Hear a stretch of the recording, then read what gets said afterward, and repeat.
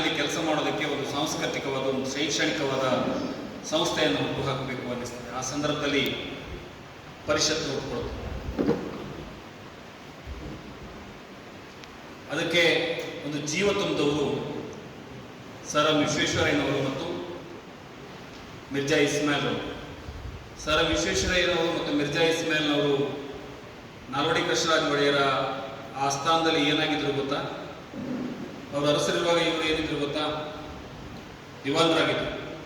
ನಾವು ಇವತ್ತೇನು ಸರ್ಕಾರದಲ್ಲಿ ಮುಖ್ಯಮಂತ್ರಿಗಳ ನಂತರದಲ್ಲಿ ಮಂತ್ರಿಗಳು, ಸಚಿವರು ಅಂತೆಲ್ಲ ಹೇಳ್ತೀವಲ್ಲ, ಹಾಗೆ ಪ್ರಧಾನವಾಗಿ ಸಲಹೆಯನ್ನು ನೀಡಬಲ್ಲಂತಹ ಅಥವಾ ಪ್ರಧಾನವಾಗಿ ಒಂದಿಷ್ಟು ಕೆಲಸ ಕಾರ್ಯಗಳನ್ನು ಮಾಡಬಲ್ಲ ಅಧಿಕಾರವನ್ನು ಉಳ್ಳಂತಹ ದಿವಾನರಾಗಿದ್ದರು. ಸರ್ ಎಂ ವಿಶ್ವೇಶ್ವರಯ್ಯನವರ ದೊಡ್ಡ ಪರಿಕಲ್ಪನೆಯೊಂದಿಗೆ ಈ ಸಂಸ್ಥೆ ಹುಟ್ಟುಕೊಂಡಿತು 1905 ಮೇ 5ರಂದು.